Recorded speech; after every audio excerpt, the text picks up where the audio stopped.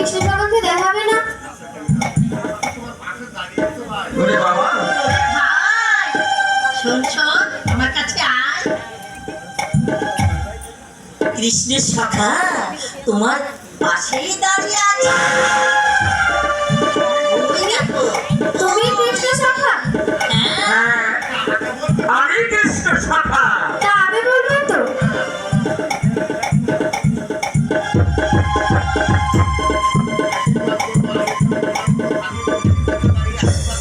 আশীর্বাদ করো, আমি যেন তোমার মতো ধার্মিক ও বীর হতে পারি। হ্যাঁ বাবা, আমি তোমাকে আশীর্বাদ করছি। তুমি তোমার বাবার মতো ধার্মিক ও বীর হও। বাবার মতো না, আমি তোমার মতো হতে চাই।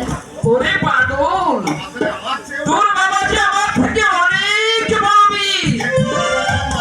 তুমি একটু বড় হও মানিক, তারপর সব জানতে পারবে।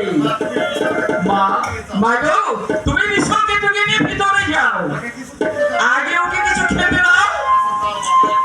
আচ্ছা যাও বাবা, আগে তুমি কিছু খেয়ে নাও, তারপর বিশ্রাম করো, তারপর তোমার সঙ্গে আমার অনেক কথা বলবো।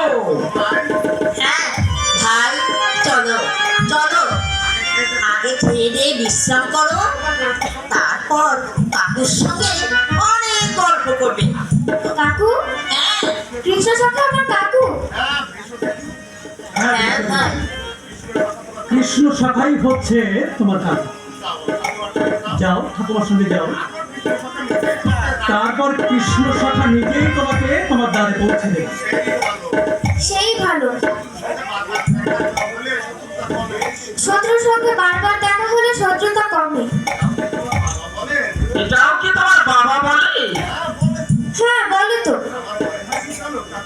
আমার মনে হয় কি জানো কাকু, কি?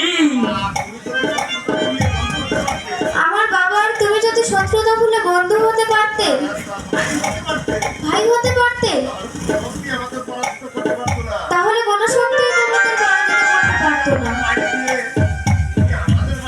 তুমি আমাদের বাড়ি গিয়ে আমাদের সঙ্গে ভাগ করে নাও না, তাহলে দেখবে কত শান্তি হবে।